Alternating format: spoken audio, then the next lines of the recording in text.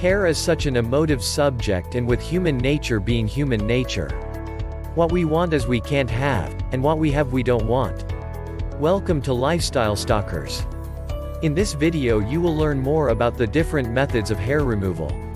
Unwanted hair is a common problem affecting most women to varying degrees throughout their lives, and prompting the use of various temporary methods of hair reduction or hair management systems. It causes great distress, and it is often accompanied by feelings of poor self-esteem, a sense of isolation and low self-worth. Different methods of hair removal. Superfluous hair growth can be caused by many factors, such as hormone imbalance, during puberty, pregnancy and menopause, genetics and ethnicity, hereditary, medication or topical stimulation e.g. waxing or tweezing. Therefore, electrolysis, the only permanent method of hair removal, is a treatment that is in great demand by female and transsexual clients, and more recently, due to society's attitudes, the number of male clients is increasing. To meet this need there has always been many hair removal measures, some of which go back centuries in history. Hair removal has been around since caveman times, but interestingly the parts of the body we are removing hair from have differed over the ages. Removing hair from the head and face of men was originally not for vanity purposes but for survival. There is evidence that cavemen did this. More to that, the ancient Egyptians did it as well, and it was undertaken, we imagine, for protection, as scraping off the beard and hair on the head would take away the advantage of an adversary having anything to grab onto, as well as having less mites. In ancient Egypt, Greece, and Middle Eastern countries, removing body hair was important. In fact, these women removed most of their body hair, except for eyebrows. Egyptian women removed their head hair, and pubic hair was considered uncivilized by both sexes. It was also considered uncivilized for men to have hair on their face. Facial hair was the mark of a slave or servant, or of a person of lower class. The ancient Egyptians used a form of razors made of flint or bronze, as the razor was not invented till the 1760s by French barber. They also used a method of temporary hair removal called sugaring. A sticky paste, beeswax was sometimes used, would be applied to the skin. A strip of cloth was pressed onto the wax and yanked off.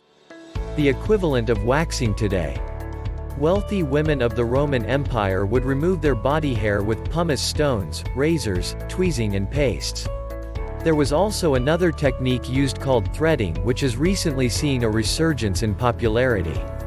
Thin string or yarn would be placed through the fingers of both hands, and quickly stroked over the area. This repetitive process captured the hair and effectively tweezed, ripped or pulled the unwanted hair out.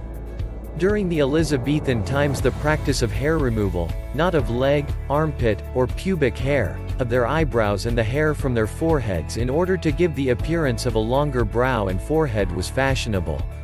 It is startling to note the obvious influence fashion has played in hair removal from the very beginning. Waxing, sugaring, depilatory creams, bleaching, shaving, sugaring, plucking, threading, and even battery-powered tweezers. Multiple plucking systems are all temporary methods that many people try today. Electrolysis is still the only proven permanent method of hair removal, and many women, and indeed many men, have benefited from this tried and trusted treatment. It is often the case that electrologists are privileged to witness a dramatic transformation in their clients, from a shy, introverted personality at the beginning of a course of treatments, to a confident and happy individual once treatment is underway and results become apparent. Hair removal methods are both permanent and temporary. Invented in 1875, electrolysis offers permanent removal of hair for all hair types and colors and all skin types. It continues to be utilized in hospitals by surgeons and ophthalmologists for trichiasis and other distortions of the eyelashes, as well supporting the hospital laser hair removal departments. It is also considered an important tool in the work of veterinary surgeons for animals, primarily horses and dogs, for the permanent removal of distorted and ingrowing eyelashes. It provides cosmetic relief for the consumer with mild hirsute problems to the patient with seriously hirsute problems, and for the transgender patient who may require many hours of treatment.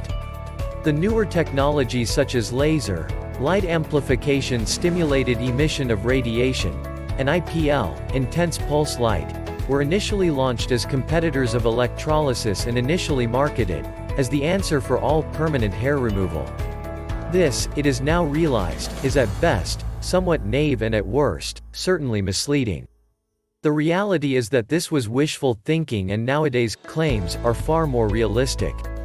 The truth is that whilst they have their successes, they also have their limitations. They cannot treat all hair colors and types and all skin colors successfully, and they now accept their limitations and embrace electrolysis and electrologists as their backup. Laser and IPL are allowed by the FDA to claim permanent reduction, but not permanent removal of hair. The truth is that this newer technology is brilliant for large areas and for dark hair. For gray or white hair, it just simply doesn't work. Laser and IPL target the melanin in the hair, and if the hair is gray or white, there is no melanin remaining in the hair for it to target. In addition to this, for unknown reasons not all of the hair reacts to treatment, and results vary from 85% to 95% success. The remaining 5% to 15% hair will be stripped of its melanin, thus appearing white, but still stubbornly continues to grow. This then leaves the only option of permanent hair removal, down to additional electrolysis treatment to complete the job. Laser and IPL are now recognized to be a hair management system, and clients are advised that regrowth may occur. Photoepilator light energy was launched in 1969 and was developed from research into laser hair removal.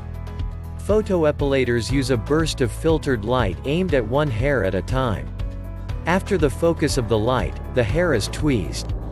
Like any laser and light instrument, the light used in the device is targeted against the blood and melanin pigments in the hair and heats them up. To enable this process, fiber optic probes were inserted into the hair follicle through which the light was flashed. There is no clinical data published so far to support any permanency claims, and there is no established data on its effectiveness. The Tweezer method, with its unsubstantiated claim of permanent hair removal, was first patented in 1959. This system works by passing an electric current through the tweezers, which holds the hair on the surface of the skin by grasping them for several minutes. Electricity enters through the hair to its root and claims to permanently damage it. The scientific community has reservations, as the claim of electricity destroying the root of the hair has no scientific backup. Transcutaneous and transdermal offers permanent hair removal, but no clinical data has been published to date to establish the claim that permanent hair removal is possible using these methods. To date, no clinical data is available, and the laws of physics do not support the claims made by the manufacturers. Hair does not conduct electricity, but skin does. As electricity passes through the medium of poor resistance, it will spread along the surface of the skin rather than passing through the hair. Therefore, as with the tweezer method, the argument that it will reach the root of the hair to destroy it has no scientific backup. Ultrasound hair removal claims that ultrasound waves are channeled precisely down the hair shaft, and in the process, they transform to thermal energy that superheats the hair growth areas and inhibits regrowth.